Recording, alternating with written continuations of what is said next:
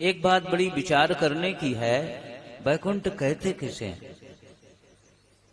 शुभ कर्म करने वाले लोग स्वर्ग जाते हैं और अशुभ कर्म करने वाले नरक जाते हैं। लेकिन स्वर्ग में भी कुंठा है। कुंठा मुक्त स्थल को वैकुंठ कहते हैं, जहां किसी भी प्रकार का अवसाद ना हो, किसी भी प्रसाद, किसी भी प्रकार का कोई पीड़ा ना हो। ये भगवान का निज निवास है। तो शुभ कर्म करने वाले वैकुंठ में जाना भी चाहें तो नहीं पहुंच पाते, स्वर्ग तक ही सीमित रहते हैं। और अशुभ कर्म करने वालों को ना भी जाना चाहें तो भी जाना पड़ता, नरक में जाना ही पड़ेगा।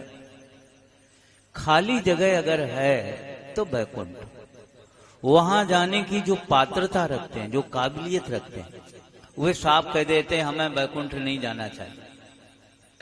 हाँ बोले फिर? बोले हम तो यहीं रहना चाहते हैं। लोगों की क्या बात कहें, हनुमान जी ने भी मना कर दिया राम जी को, महाराज वैकुंठ नहीं जाएंगे। बोले क्यों? बोले हमें ये दर्द भी पसंद है जहां तुम्हारी याद में डूबने का अवसर मिलता है।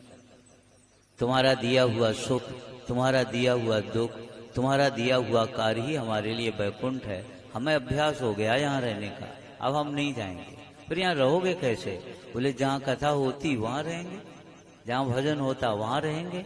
यत्र यत्र रघुनाथ कीर्तनम तत्र तत्र कृत मस्तकांजलिम। तो हनुमान जी महाराज वहां कथा में कोई आ पाए ना पाए, हनुमान जी जरूर आते। तो वैकुंठ खाली है।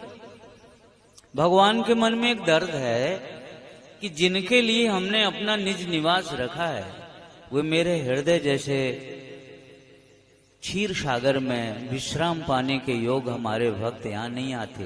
कंकड़ों में बैठे हैं, आग में तप रहे हैं, जंगलों में पड़े हैं, सब कुछ होते हुए भूखे भूखे हरे कृष्ण गा रहे हैं। ये वैकुंठ में आए, वो आते ही नहीं।